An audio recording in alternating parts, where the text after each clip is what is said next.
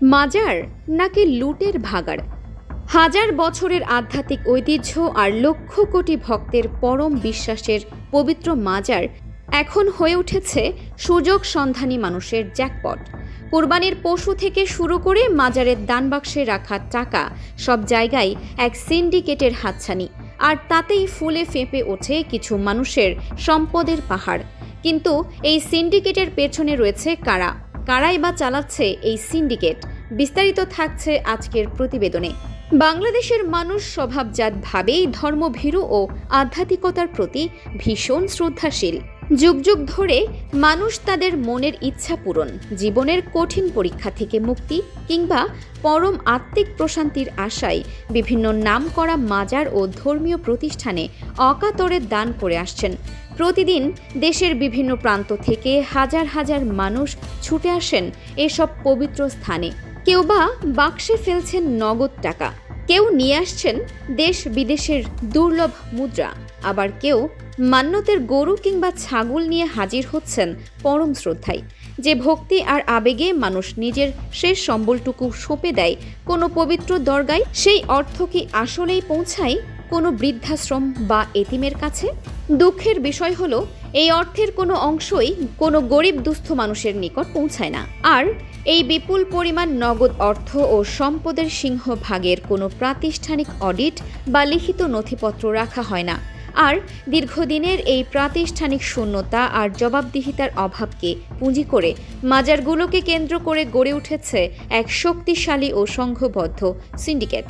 বংশানুক্রমিক প্রভাব কিংবা রাজনৈতিক ছত্রছায়ায় থাকা নির্দিষ্ট কিছু কমিটি বা খাদেম পরিচয়ধারী চক্র এই পবিত্র সম্পদকে নিজেদের ব্যক্তিগত সম্পত্তি মনে করে ভোগ করে আসছে। সম্প্রতি সিলেটের ৭০০ বছরের ঐতিহাসিক হযরত শাহজালাল রহমতুল্লাহ আলাইহের মাজারের দান ব্যবস্থাপনা নিয়ে সাবেক জেলা প্রশাসকের বিস্ফোরক ও চাঞ্চল্যকর সব তথ্য প্রকাশের পর এই অন্ধকার জগতের রহস্য দেশবাসীর সামনে পুরোপুরি উন্মোচিত হয়েছে। প্রশাসনের সাহসী পদক্ষেপে মাজারের ঐতিহাসিক ডেগ ও দানবাক্স সিলগালা করে সিসিটিভির কড়া নজরদারিতে যখন অর্থ গণনা করা হয়, তখন মাত্র ২৫ দিনে উদ্ধার হয় প্রায় ৬৫ লাখ টাকা।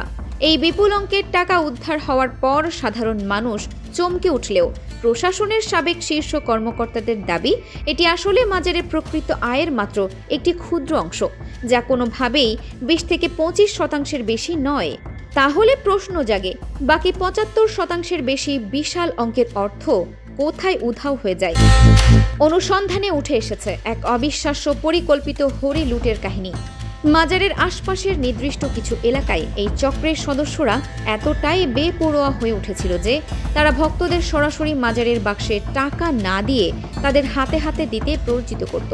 এমনকি অত্যন্ত চতুরতার সাথে ভক্তদের মগজ ধোলাই করা হতো, এই বলে যে মাজারকে সরাসরি কিছু দিতে চাইলে তা যেন তাদের হাতে দেওয়া হয়, আর সরকারকে ট্যাক্স বা অর্থ দিতে চাইলে তবেই যেন তা দান বাক্সে ফেলা হয়। এমন চটকদার ও বিভ্রান্তিকর কথায় বিভ্রান্ত হয়ে সাধারণ ভক্তরা নিজেদের অজান্তেই মাজারের মূল তহবিলের পরিবর্তে সিন্ডিকেটের হাতে নিজেদের কষ্টার্জিত অর্থ সঁপে দিতেন। এই কৌশলে প্রতিদিন লাখ লাখ টাকা দানবাক্সে জমা পড়ার আগেই সরাসরি চলে যেত প্রভাবশালী চক্রের ব্যক্তিগত পকেটে। টাকার এই স্রোত কেবল দানবাক্স বা নগদ অর্থের মধ্যেই সীমাবদ্ধ ছিল না, বরং মান্যতের পশু কেনাবেচাকে কেন্দ্র করে গড়ে উঠেছিল আরও এক জঘন্য প্রতারণার ফাঁদ। ভক্তরা দূর দূরান্ত থেকে যে সমস্ত গরু বা ছাগল মাজারে উৎসর্গ করতেন, সেগুলো সরাসরি নিয়ে যাওয়া হতো নির্দিষ্ট চক্রের নিজস্ব গোয়াল ঘরে। সেখানে চলত এক অভিনব চক্রাকার ব্যবসা। নতুন কোনো ভক্ত যখন মান্যতের উদ্দেশ্যে পশু কিনতে চাইতেন, তখন তাকে বাইরে থেকে নতুন পশু কিনতে না দিয়ে ওই গোয়াল ঘর থেকেই আগে থেকে দান করা পশু চড়া দামে কিনতে বাধ্য করা হতো। এভাবে এক একটি মান্যতের গরু বা ছাগল ঘুরিয়ে ফিরিয়ে সর্বোচ্চ ৭ বার পর্যন্ত বিক্রি করে কোটি কোটি টাকা হাতিয়ে নেওয়া হতো। ভক্তির আবরণে ঢাকা এই পৈশাচিক ব্যবসার মাধ্যমে এক সময়ের সাধারণ কর্মচারীরা, যাদের মাসিক বেতন ছিল সামান্য কিছু হাজার টাকা, তারা রাতারাতি দেশের গণ্ডি পেরিয়ে লন্ডনের মতো বিলাসবহুল শহরে কোটি টাকার বাড়ি, ফ্ল্যাট এবং অভিজাত হোটেলের মালিক বনে গেছেন। গভীর রাতে বস্তা ভর্তি টাকা গোনার মতো অবৈধ আসর বসত এই পবিত্র ভূমির ঠিক নাকের ডগায়। আর এই পুরো সাম্রাজ্যকে টিকিয়ে রাখতে ও অনিয়মের প্রতিবাদী কণ্ঠস্বরকে দমন করতে লালন করা হতো সুনির্দিষ্ট সশস্ত্র ক্যাডার বাহিনী, যারা সাধারণ ভক্ত বা প্রতিবাদের চেষ্টাকারীদের ওপর নির্মম নির্যাতন চালাতে দ্বিধা করত না। সবচেয়ে বড় ট্র্যাজেডি হলো, যাদের পরিচয়ে এবং যাদের বংশধর দাবি করে এই চক্রগুলো সাধারণ মানুষের আবেগ নিয়ে খেলা করছে, তাদের সাথে প্রকৃত ইতিহাসের কোনো সম্পর্কই নেই। ইসলামের সুমহান আদর্শ প্রচারকারী মহান অলিদের কোনো বংশধর না থাকা সত্ত্বেও একদল স্বার্থান্বেষী মানুষ নিজেদের খাদেম পরিচয় দিয়ে এই অপকর্মের রাজত্ব কায়েম করে রেখেছে। এমনকি দেশের সর্বোচ্চ আদালতের সুনির্দিষ্ট নির্দেশনা থাকা সত্ত্বেও মাজারের ভেতরে কোনো ঐতিহাসিক জাদুঘর বা মিউজিয়াম গড়ে তুলতে দেওয়া হয়নি, যাতে সাধারণ মানুষ প্রকৃত ইতিহাস জানতে না পারে এবং তাদের এই ব্যবসার একচ্ছত্র আধিপত্য বজায় থাকে। শরীয়তের বিধান অনুযায়ী মসজিদে বা মাজারে আসা এই সমস্ত দানের প্রকৃত হকদার হলেন সমাজের অসহায়, এতিম, দরিদ্র ও দুস্থ মানুষ। অথচ বাস্তবে এই অর্থ ভোগ করছে সমাজের সবচেয়ে বিত্তশালী এবং প্রভাবশালী লুটেরা চক্র, যা সম্পূর্ণভাবে ধর্মীয় ও নৈতিক আদর্শের পরিপন্থী। লুটপাটের এই ভয়াবহ অন্ধকার চিত্রের বিপরীতে ঠিক উল্টো এক আলোর দিশারি হয়ে দাঁড়িয়ে আছে কিশোরগঞ্জের ঐতিহাসিক পাগলা মসজিদ। সেখানেও প্রতিদিন লাখ লাখ মানুষ দান করছেন, কিন্তু কোনো লুকোচুরি বা সিন্ডিকেটের পকেট ভারী করার ন্যূনতম সুযোগ নেই। জেলা প্রশাসন ও পুলিশ সুপারের সরাসরি তত্ত্বাবধানে, সিসি ক্যামেরার সার্বক্ষণিক কঠোর নজরদারিতে এবং গণমাধ্যমের উপস্থিতিতে সম্পূর্ণ জনসম্মুখে দান বাক্স খুলে কোটি কোটি টাকা গণনা করা হয়। এই স্বচ্ছতা ও সততার সুফল হিসেবে তাদের তহবিলের পরিমাণ আজ প্রায় ১৩০ কোটি টাকার অবিশ্বাস্য উচ্চতায় পৌঁছেছে। পাগলা মসজিদের এই পবিত্র অর্থ কেবল কোনো ব্যাংকের সিন্ধুকে অলস পড়ে থাকছে না, বরং তা দিয়ে গড়ে তোলা হচ্ছে আন্তর্জাতিক মানের ক্যান্সার হাসপাতাল, সুবিশাল আধুনিক মাদ্রাসা, স্বয়ংসম্পূর্ণ এতিমখানা এবং নানাবিধ জনকল্যাণমূলক প্রকল্প।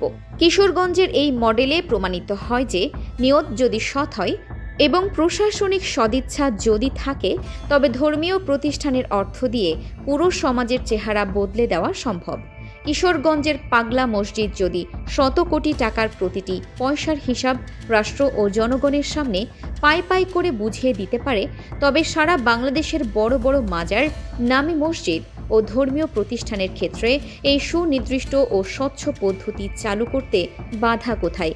দেশের প্রতিটি ধর্মীয় প্রতিষ্ঠানে এই প্রশাসনিক জবাবদিহিতা ও সিসিটিভি নিয়ন্ত্রিত প্রকাশ্য অর্থ গণনার পদ্ধতি বাধ্যতামূলক করার এখনই উপযুক্ত সময়।